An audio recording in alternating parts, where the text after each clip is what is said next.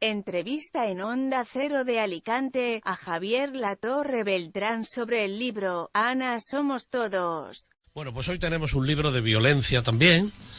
Es un tema recurrente, pero el libro puede llamar a engaño porque se llama Ana somos todos. Lo escribe un magistrado de Alicante que se llama Javier Latorre, que es titular del Juzgado Contencioso Administrativo número 2, y que se destapa en esta obra. Yo ya he leído algunas cosas suyas, pero técnicas, de colaboraciones en revistas jurídicas y tal, pero aquí se destapa con una novela como un importante fabulador. Y aquí cuando se tilda a un escritor de fabulador, pues es un piropo. Capacidad creativa, ¿no? Claro, estamos hablando de... Este tío es un fabulador, es decir, es un mentiroso y tal. No, en este caso... No, en este área literaria es un elogio. Exacto.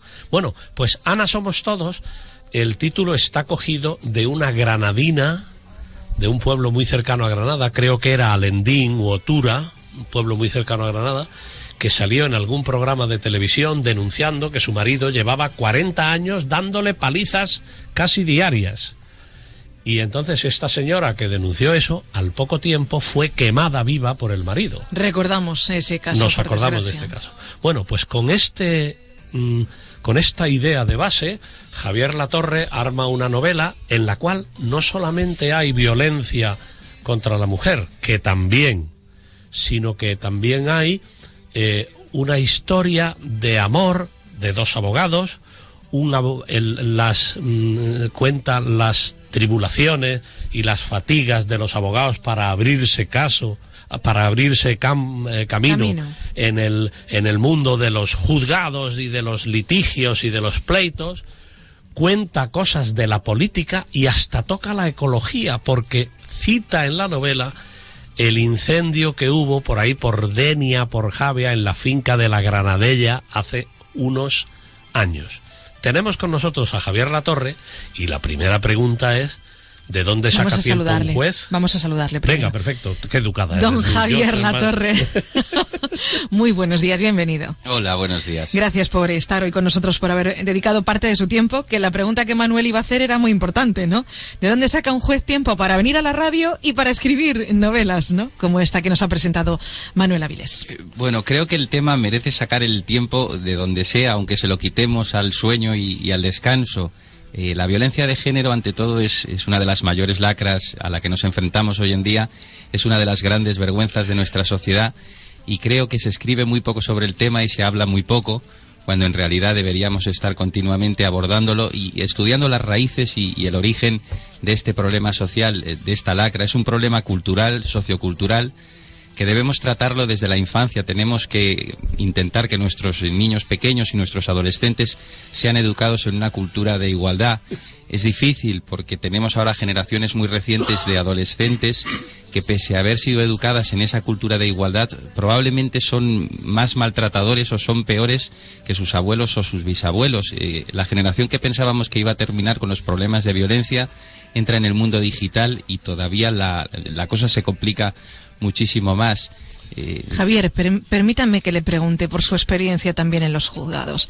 Lo que hablábamos Manuel Avilés y yo de una generación, de una sociedad actual más violenta quizá que la de nuestros antepasados, ¿usted la ratifica? ¿Usted tiene esa misma sensación desde su profesión, desde su experiencia en los juzgados? Sí, la verdad es que hoy en día, si analizásemos lo que ha sido la judicialización de la vida de las personas en los últimos 20, 25, 30 años, nos quedaríamos atónitos, pasmados. Cada día se judicializa más todo, los problemas parece que se tienen que solucionar en los juzgados y todas las situaciones de conflictividad pues parece que deben ser resueltas por los juzgados, cuando muchas veces la solución no está en la vía judicial, sino en otro tipo de campos o de medidas probablemente multidisciplinares que nos ayudasen a gestionar esos problemas. Sí, efectivamente es una sociedad más conflictiva. Has dicho algo que ya te había escuchado el día de la presentación de su libro, por cierto, una presentación multitudinaria en el aula de cultura de Lacan, ahí abajo del doctor Gadea. Entonces, en la presentación de tu libro yo tomé 3 notas que quiero preguntarte aquí. Una, cuando hablas de la judicialización de los conflictos, hiciste una distinción que es interesante que los oyentes la oigan, entre violencia y conflicto. Por ejemplo, Luz y yo estamos enamorados hace 20 años, ¿no? Llevamos 20 años haciendo este programa. Y en un momento determinado podemos tener un conflicto, una discusión, incluso con una cierta subida de tono, por lo que sea, porque ya de la confianza ya pues nacen también las discusiones, y en cambio eso no es identificable con la violencia. Correcto, así es. El día de la presentación del libro sí que me gustó transmitir a todos los presentes lo que son los mitos y realidades de la violencia de género. Esos grandes titulares o esas grandes ideas que tenemos, porque muchas veces las hemos oído en los medios o lo hemos leído en cualquier revista o donde sea, y que nos transmiten una idea probablemente errónea. Entonces, una de las ideas que quería transmitir era que los problemas de violencia de género en ocasiones se dice que son un problema de pareja. Eso no es verdad. Son un problema de uno de los componentes de la pareja, que no es lo mismo. Y es ahí donde trataba la relación entre violencia y conflicto. No es lo mismo la violencia que el conflicto.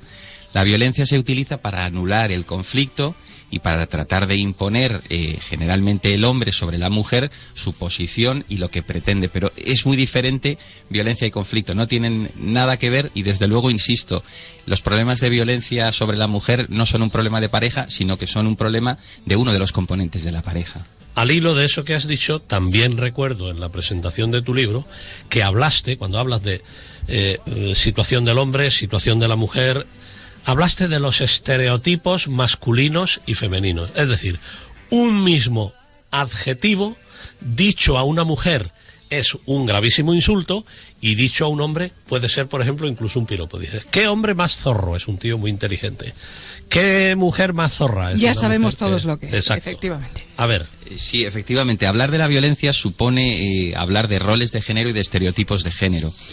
El rol de género, en realidad, lo que se aprende y se transmite a través del proceso de socialización, y ese proceso de socialización se lleva a cabo, se aprende a través de los principales medios socializadores, que son la familia, la escuela y los medios de comunicación, básicamente. Además están los estereotipos de género, que son esas opiniones preconcebidas en cuya virtud atribuimos a personas determinadas conductas o comportamientos en función del grupo al que pertenecen. Y efectivamente, lo de los estereotipos de género, el ejemplo que ponías es muy válido. Por ejemplo, utilizamos adjetivos y en función de que se lo asignemos a un niño o a una niña le damos un significado u otro. Ponías el ejemplo del zorro-zorra. Hay otros, por ejemplo, cuando decimos que una persona es sensible, si es una niña lo asociamos con que es una persona delicada. Si es un niño decimos que es afeminado.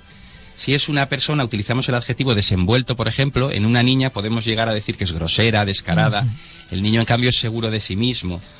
Por ejemplo, el adjetivo obediente. Si es una niña, decimos que es dócil. Si es un niño, decimos que es débil.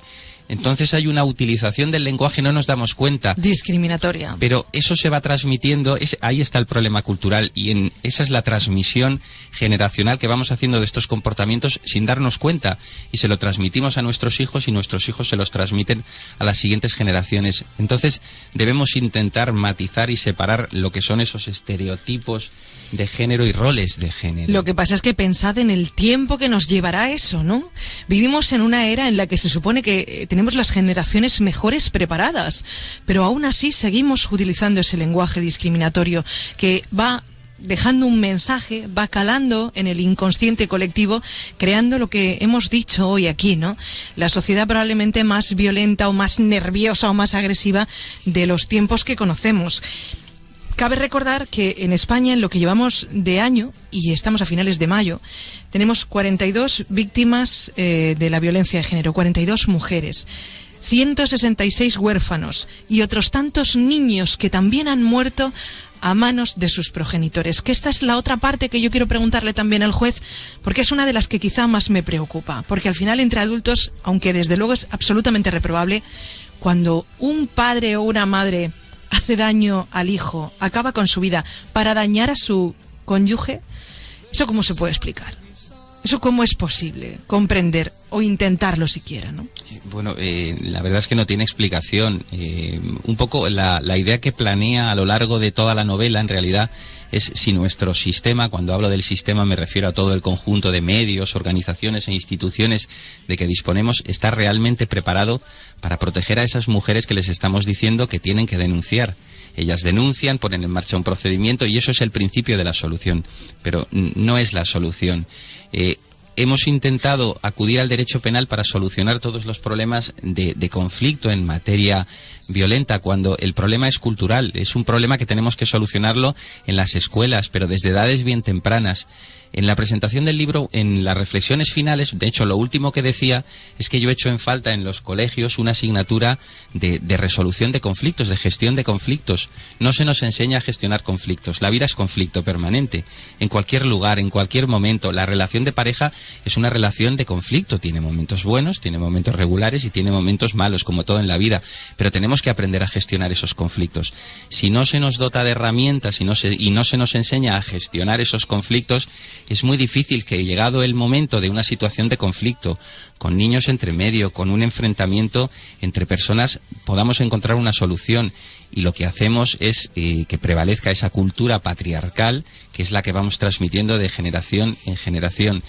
Entonces, es verdad que vamos a tardar muchas generaciones en solventar esto, pero de la misma manera que cala esa conducta de violencia a la que hacías referencia, el antídoto tiene que ser desde muy temprana edad, enseñar a nuestros niños a que gestionen esas situaciones y que aprendan a hacerlo y rompamos con esa cultura de desigualdad. Bueno, pues esto que está diciendo el autor de Ana Somos Todos, Javier Latorre, en lugar de hacerlo por medio de una conferencia o de una exposición que también las hace, ¿no? Por lo que catedrática, sabemos, que también lo hace a través de, yo diría casi de un thriller, es decir, un abogado joven que se intenta abrir camino en el mundo de la abogacía, que pasa todas sus penalidades y sus dificultades, que se contrata en un despacho importantísimo y que se ve obligado a defender nada menos que a un ministro que apalea. Y digo apalea, un exministro. Literalmente. Que apalea literalmente a su señora un día sí y otro también.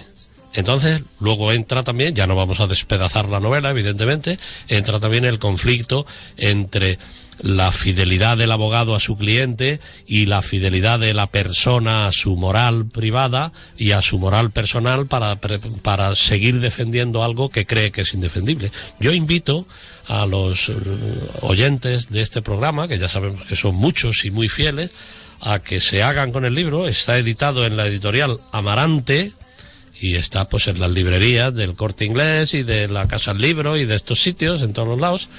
Que se hagan con el libro y disfruten y pasen un buen fin de semana, porque tampoco es un tarugo gordísimo, es un libro que se lee fácilmente y se lee. Y además al estar novelado, como dice Manuel, al tener ahí una trama, un thriller, pues como que es mucho más fácil, ¿no? Porque a veces, oye, uno se le encoge el corazón cuando lee ciertas cosas respecto a la violencia. Las exposiciones profesorales son más arduas. Claro, pero es ameno leerlo sí. a través de una historia contada como novela, como estamos diciendo, que es el libro que hoy les recomendamos, Ana Somos Todos, de Javier Latorre Beltrán. Pues hemos aprovechado también la condición de juez de Javier, pues para plantearle una situación de actualidad y que a cualquier persona sensible, y aprovecho porque ese término usted lo ha mencionado, a cualquier persona sensible, independientemente de que sea hombre o sea mujer, pues le afecta, ¿no? Y le llena, aunque no sea de su entorno cercano, simplemente por ser de la sociedad. Gracias a ambos, que sea todo un éxito la novela, estoy segura de que va a llegar a la sensibilidad de mucha gente. Doña Luz, ¿sabe usted que tiene una cena pendiente? ¿En junio? El día 9. No lo olvido. Ah, bueno, no sea que tenga yo que venir con el equipo secuestrador a llevarla. Javier. Muy bien, pues muchísimas gracias. Gracias a usted, ha sido un placer conocerle. Manuel, el martes tenemos una cita literaria. Estaré a tus órdenes, Adiós. como siempre.